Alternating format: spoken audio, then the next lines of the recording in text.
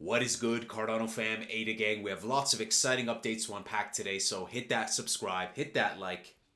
Big Pay asks, if you could click a button and then meme coins never existed in crypto, would you click the button?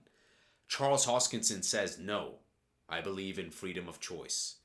And guys, meme coins, the culture, the brand, the speculation, the narrative is undeniable.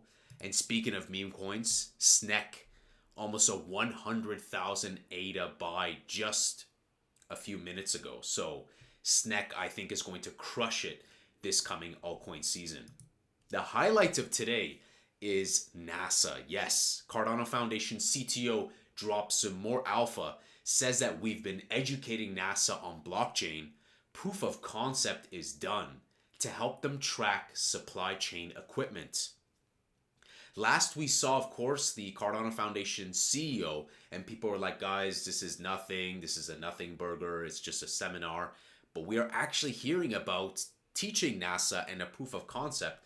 Let's hear straight from Giorgio himself. We have been educating NASA on some blockchain topics. A proof of concept has been done to help them track some supply chain pieces of equipment. The other thing we have very high in our priority list is the identity wallet. We are building a carry stack-based identity wallet, and hopefully this will unlock a lot of use cases involving identities, like voting or things that involve KYC or a better governance system that is not solely reliant on how rich you are. And we hope to have a Rust-based node that is very efficient, faster, and also modular, so that existing builders can take it and maybe build their own layer 2 based on Cardano technology. Really good. And Cardano Foundation retweeted this tweet by Dapp Central. Big shout out to Dapp Central for bringing this to my attention. So guys, we are hearing about that. We're hearing more. Of course, they can't share everything, but proof of concept, tracking supply chain equipment, beyond just what we saw originally, right, with that presentation, which I said, let's just err on the side of caution. So guys, this is fantastic. We are setting up to be that safe and secure, resilient network we are seeing with Midnight Network, with Richard Tang talking about compliance left and right, with CZ saying compliance is super important in April of this year, with Apple also, right, private cloud compute. It's evident that privacy, selective disclosure, compliance are super important, and I think Bitcoin OS reinforces everything as well. So we'll keep an eye on this narrative and see what happens. Ergo to Cardano, big transfers from Rosenbridge. I've been keeping an eye on Rosen and Wanchain with their cross-chain bridges, but we're seeing like 22 bands just casually come to Cardano, so bring it more. The more the merrier. Come over to the Cardano ecosystem. That's what it's all about, the flow of capital.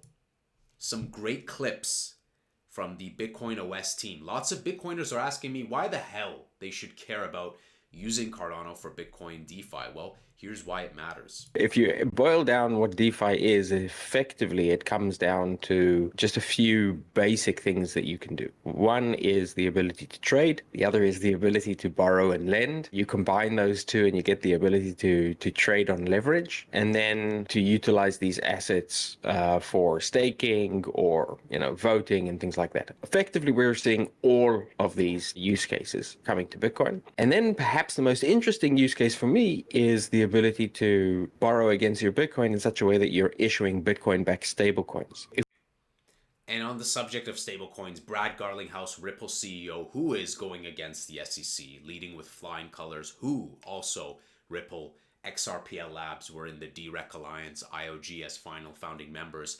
He has emphasized, Brad Garlinghouse, the importance of stablecoin growth with their launch of RLUSD on the XRP ledger, seeing massive inflows coming in for stablecoins. So I think Bitcoin-backed stablecoins could be a huge sector for capital. If we think about Bitcoin as digital gold, then we need to have a currency which is backed by that gold, and stablecoins backed by Bitcoin. Makes sense. It makes sense, and Cardano makes it all happen. And speaking of, there's a great question, and it kind of answers the uncertainty in terms of like verification, right? And so Bitcoin OS says, yes, we are verifying ZK proofs on Bitcoin mainnet. We've literally already done it. So this verification is not done in La La Land. It's done right on Bitcoin. No soft fork required. Bitcoin has 4 megabytes every 10 minutes. It's not going to be where you perform the computation that you would have in a smart contract. So the way we've constructed our system, and the reason we're using ZK proofs, is you basically have a tiny smart contract on Bitcoin, which just receives the end result of the computation. And you do the computation somewhere else. But you still need like a verifier, right? That is external, that verifies the information that by the native blockchain itself cannot be verified, which I mean is a way around. And so that's great. So that's the technology that we've introduced, BitSnark. The big deal is that we are actually verifying directly on Bitcoin mainnet. There is Exactly. Verification is done on Bitcoin mainnet. The hard work is just done with Cardano. The smart contracts, the DeFi, advanced DeFi with Cardano. Lending and borrowing and all that jazz, right? Cardano. So this is the beauty of this, guys. Still, I think I'm still underestimating how insane this could be for the Cardano ecosystem. There is no external verifier. The verification is done by Bitcoin. And I think it still surprises a lot of people, right?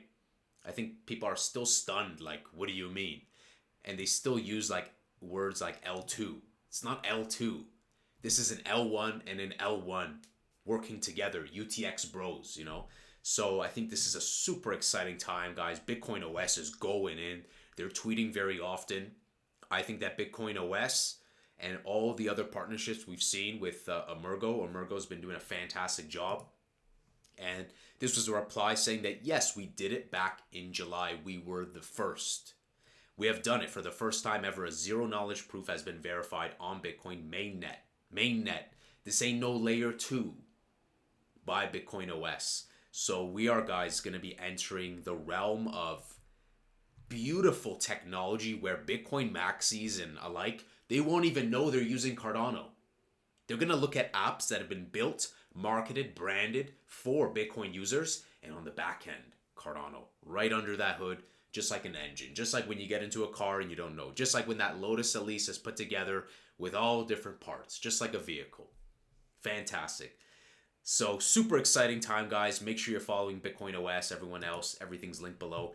Dedium, right? The decentralized GPU compute network on Cardano, the Render Junior, I call them.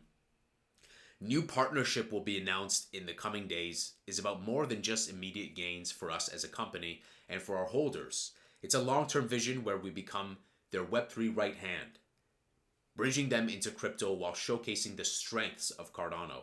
We've already been collaborating closely on ongoing contracts with customers and bringing in new clients, and this full partnership reinforces our role in driving their blockchain integration, setting a precedent for future companies we'll work with.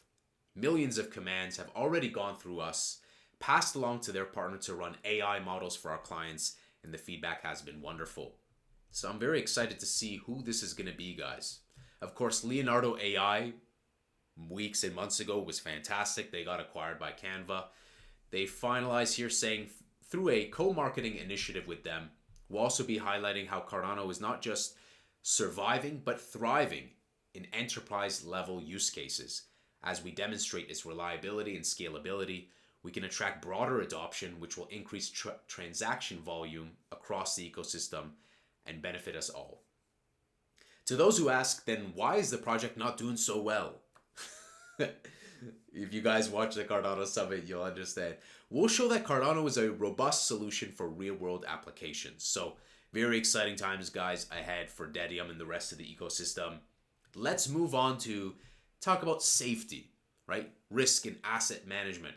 Cerberus, they launched their new website, new logo, refresh, bunch of exciting stuff, right? They're helping to make the blockchain more safe with the ZAC XBT in your pocket. And we saw recently Danzo, there was a quote-unquote hack. Now, I don't think it was blockchain. I think it was the software of their app. So something to do with a human error, not a Cardano error. But let's take a look at what Cerberus had to say about that, the Danzo case and investigation. And so a day or so ago, Danzo experienced a massive drain where 350k ADA worth of Danzo were stolen. Thankfully, the Danzo team approached Zerberus for assistance. We promptly utilized our Siren system designed for tracking, tracing, and fund recovery. Now, I watched their live stream where they discussed it. The co-founder, I believe, not the co-founder, but Simon and the other gentleman, might be co-founder. I might be using the wrong labels here, but I digress. These are the reports that were generated, and when we take a look at this, essentially the green is the individual who initiated this, getting those tokens, and the red that we see are destinations that it went to. So think of these orange ones that look like a bank as just transitions, if you will, like empty wallets. So he first started here, went to kind of a wallet here, or and then ending up in these different destinations, fragmenting that ADA, one in being in a final destination, one of them being like a centralized exchange, some of them being decentralized. And so essentially Zerberus has tracked and traced it down to these 5 destinations where most of the ADA resides. The beauty with Zerberus is now all those wallets, all those transactions have been now logged into their system. Other dApps can tap into that and be able to identify this and who it is, and they'll be able to triangulate that scammer.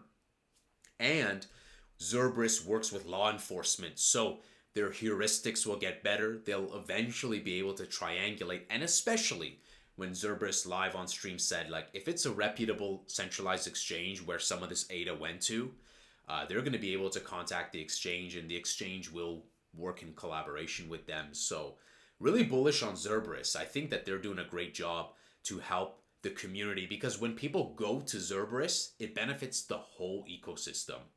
It just helps to increase the transparency and security of the entire network. So in recap, we have the individual with the green question mark and the different destinations that they ended up sending ADA to.